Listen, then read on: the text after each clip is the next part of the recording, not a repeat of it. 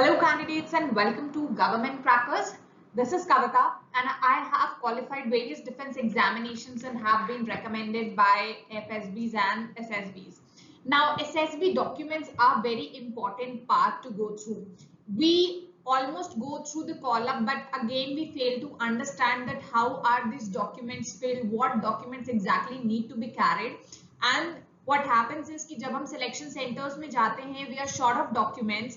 Either it create cause in the examination or we are sent back to our home because we fall short of documents. So ऐसा कुछ भी आपके साथ ना हो and your process of SSB interview becomes simple and smoother.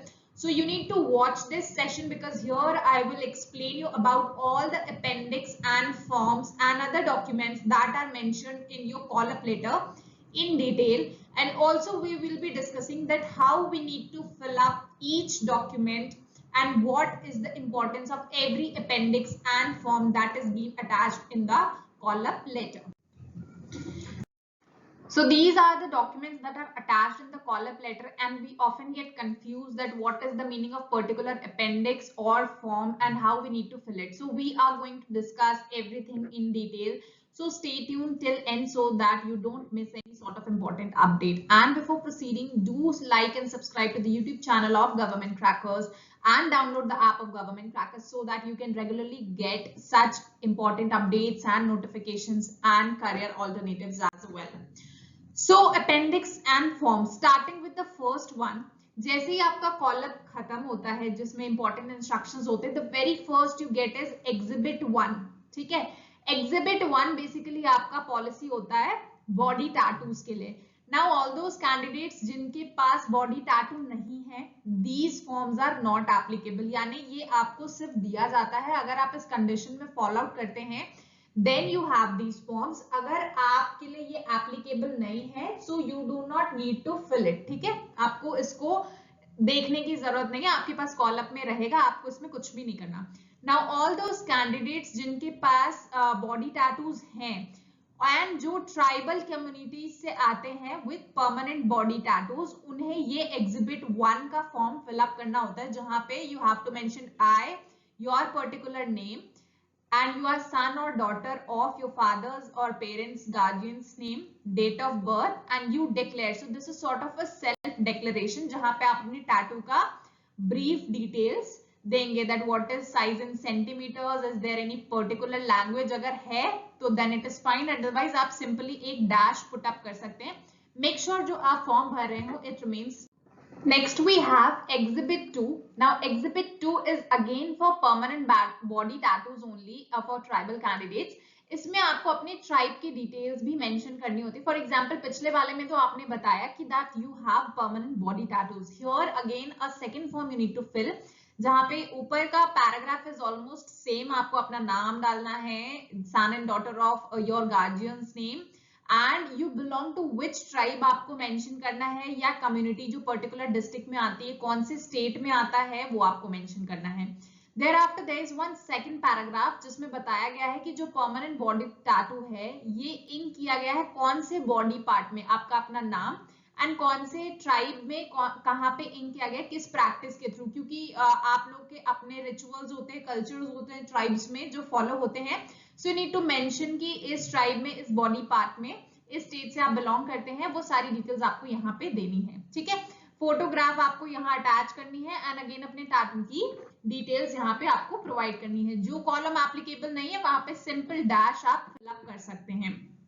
And बहुत सारे और डिटेल्स के लिए आप देख सकते हैं YouTube चैनल पे ऑलरेडी वीडियोस मैंने अपलोड कर दी हैं डॉक्यूमेंटेशन के लिए और गाइडेंस के लिए. आइदर आप YouTube चैनल पे वीडियोस देख लीजिए या डाउनलोड कर सकते हैं ऐप को, इसमें मैंने बहुत डिटेल में कर रखा है. और अगर आप SSB की प्रिपरेशन कर रहे हैं, SSB का मटेरियल आपको चाहिए, सो वी हैव 15+ e-books. हर टेस्ट के लिए इंडिविजुअल बुक लिस्ट है and the result we are having is very flawless and tremendous. We have candidates recommended from every entries and we are hoping this year also the same result. So this is the only platform जो आपको इतनी practice material provide करता है with your lectures and practice material. So download the app and ये सारी चीजें आपको वहां पे available मिल जाएंगी. ठीक है, एग्जिबिट 3 है.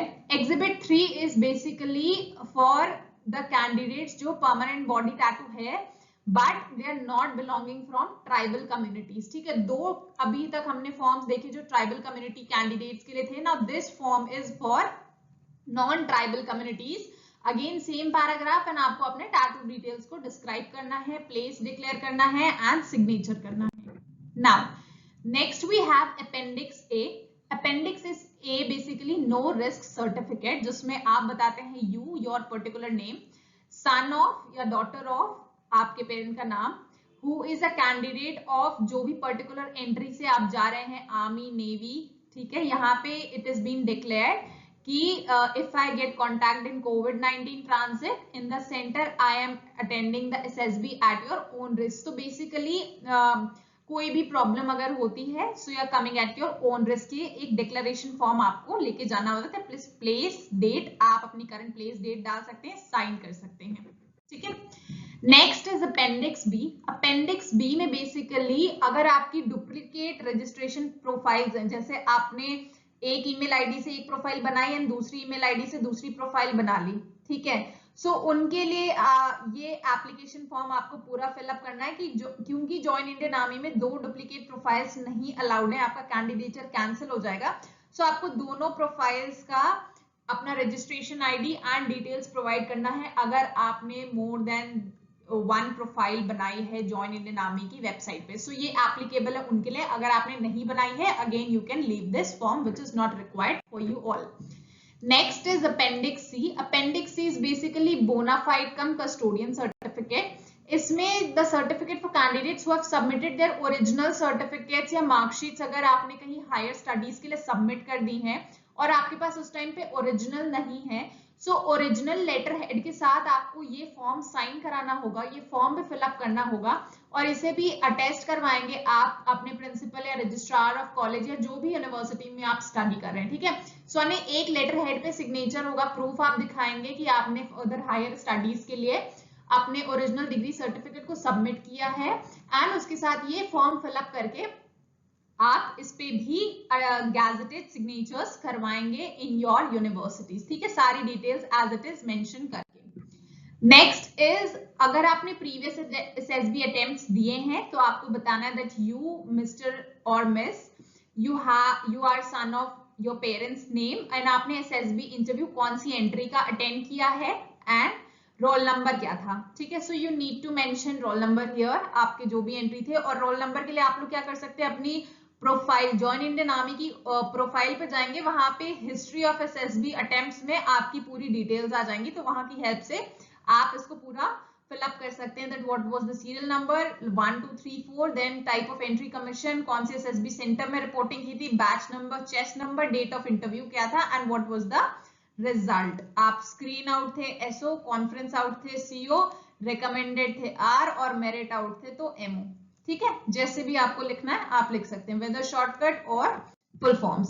Next is appendix E. It is basically date of final examinations and results, यानी जो भी कैंडिडेट्स अपने फाइनल ईयर में एकेडमिक सेशन में कर रहे हैं या अपने रिजल्ट का वेट कर रहे हैं, सो ये उनके लिए कि आपको अपने फिलअप करने, this is a bona fide certificate जिसमें इट इज टोल्ड कि आपका जो फाइनल रिजल्ट है वो 1 अक्टूबर 2021 से पहले declare हो जाएगा। Then you have to again mention place, date and signature of the college, university and registrar. Next is appendix F, जो कि आपका CGPA related है, यानी पहले आपके जो मार्क्स होते हैं इंजीनियरिंग के वो CGPA में होते हैं, you need to convert it into percentage. So जो भी conversion formula आपका यूनिवर्सिटी यूज करती है, जैसे some universities do सीधे 10 से मल्टीप्लाई कर देते हैं, for somewhere it is 9.5.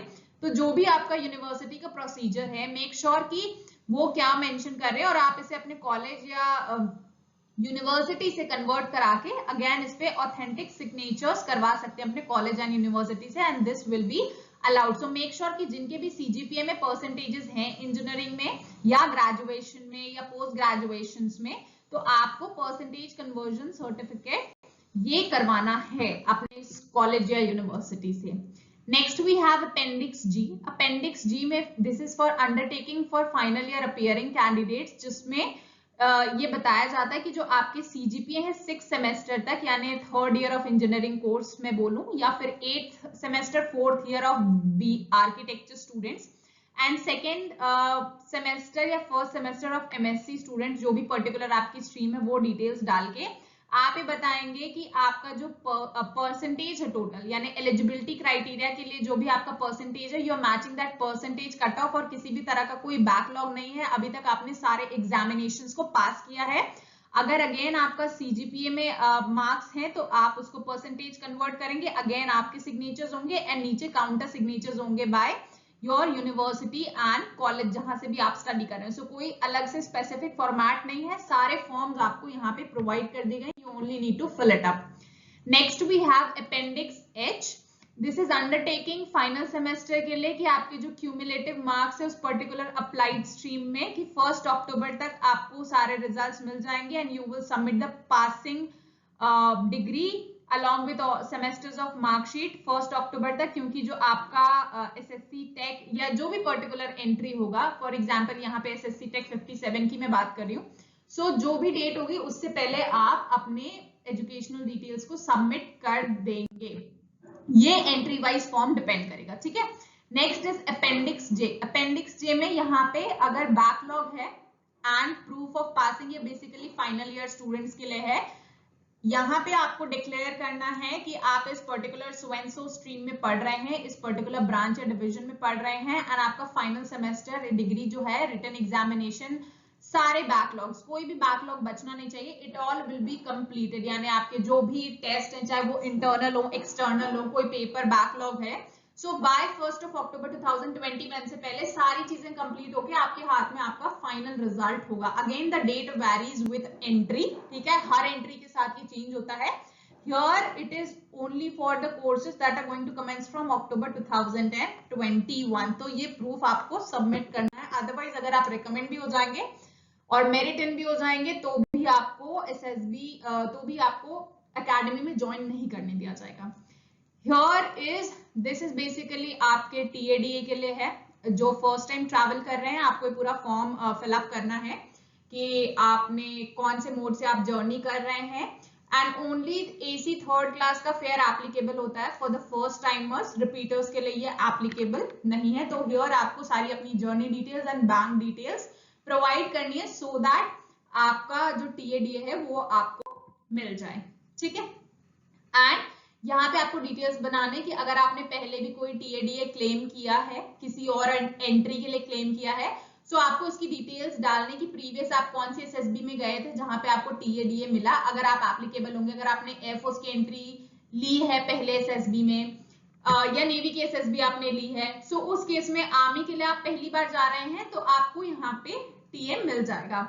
But अगर आर्मी SSB आपने पहले दी है तो यहाँ पे आप रिपीटर हो जाते हैं आर्मी बैच के लिए, तो here you will not get your TAs, ठीक है। सो अगर एप्लीकेबल होंगे आप डिटेल्स फिलअप करिए, आपको आपका TA रिटर्न मिल जाएगा।